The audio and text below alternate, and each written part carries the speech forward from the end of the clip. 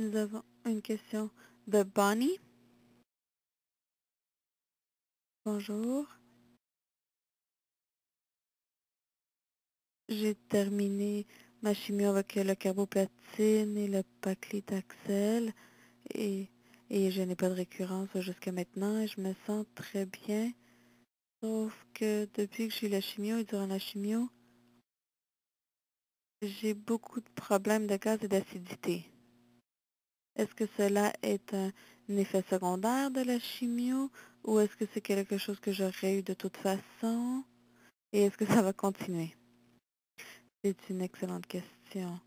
Durant le traitement de la chimiothérapie, l'un des médicaments antinauséeux que l'on utilise, c'est le dexaméthasone.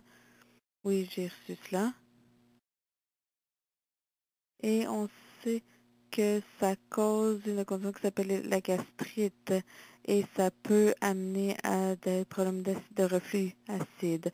Durant la chimio, normalement, on traite cela simplement avec des médicaments simples comme du Pentax ou du Losec. Ou Pentaloc également. Mais une fois que la chimio est terminée et que vous ne prenez plus les stéroïdes, normalement, la situation d'acidité devrait s'améliorer. Alors, je crois que si vous avez encore des reflux acides persistants, vous allez peut-être vouloir parler à votre praticien, votre médecin de famille, et vous assurer qu'il n'y a pas d'autres problèmes reliés au cancer.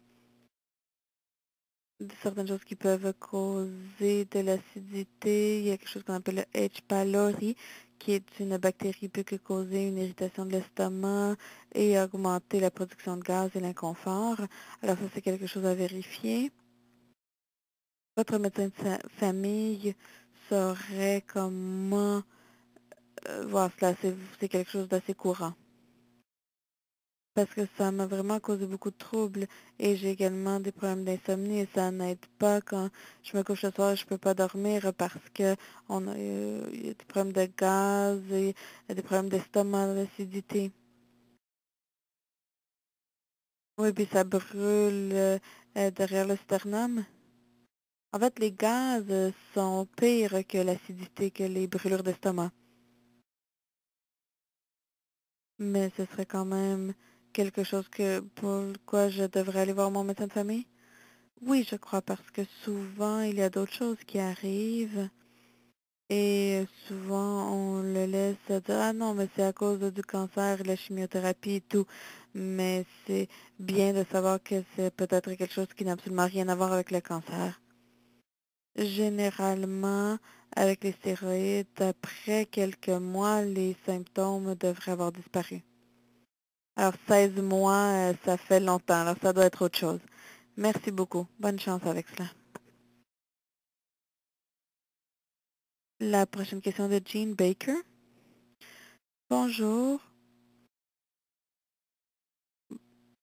Bonjour. Ma question a à voir avec les soins intégrés du cancer et je me demande combien d'études sont en train de se faire au Canada et où qui intègrent les effets de toutes sortes de types de diètes, de traitements homéopathiques, d'exercices, etc., de façon à réduire les doses nécessaires ou d'augmenter les intervalles de récurrence. C'est une excellente question. Je ne crois pas qu'il y a beaucoup d'études cliniques faites à ce niveau-là au Canada.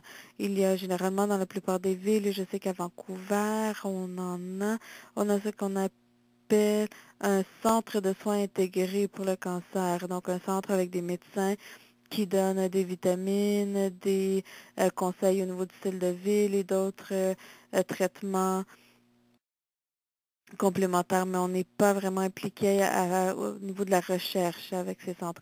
Et je crois qu'une des limitations pour ce type de recherche, c'est le financement. C'est très coûteux de faire des études cliniques et quelqu'un doit financer ces études. Alors, comme vous savez, probablement, il y a beaucoup de financement de la part des compagnies pharmaceutiques pour les études cliniques. Mais beaucoup de ces approches homéopathiques ou holistiques ne viennent pas avec beaucoup d'appui financier ou économique. Alors, il devient très difficile de trouver du financement parce que le gouvernement, généralement, fournit très peu de financement pour les recherches. Ça ne serait jamais suffisant pour faire les études cliniques. Et ça, il faudrait que ça vienne du gouvernement ou d'une université. Oui, leurs sources de financement sont généralement très limitées. Merci, c'est simplement frustrant en tant que patiente.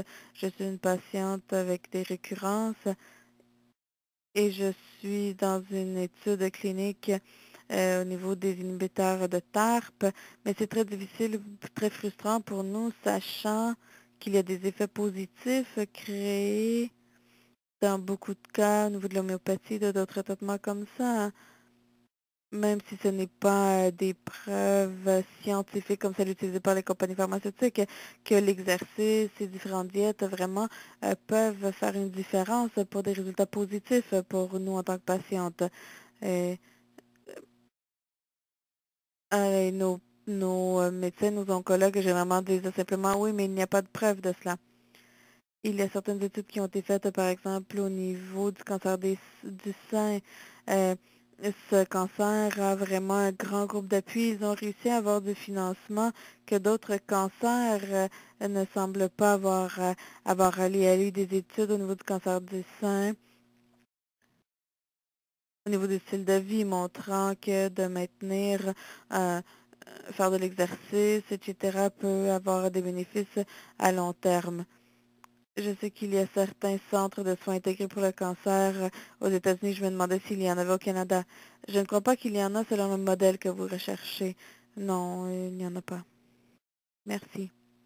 Je veux remercier les membres de l'auditoire pour vos questions et j'aimerais également remercier Dr. Tinker pour sa présentation sur ce thème très important et Elion Cascap pour ses services d'interprétation. Si vous voudriez réécouter cette session, si vous voulez partager cette session avec vos amis ou collègues, elle sera disponible sur YouTube cette semaine. La prochaine téléconférence qui sera traduite et mise sur YouTube sera le 9 février 2010 et le thème sera Retourner au travail avec Maggie Destasi. Et il y aura une session sur Internet avec une session de questions en français seulement le 1er décembre sur le même thème avec le docteur Anne Boulanger. Veuillez noter que les chats en ligne ne sont pas enregistrés. J'aimerais également vous rappeler, s'il vous plaît, de compléter et d'envoyer votre évaluation le plus rapidement possible. Vos commentaires sont très utiles pour nous. Merci d'avoir participé à cette session et nous espérons que vous participerez à la prochaine. Merci beaucoup.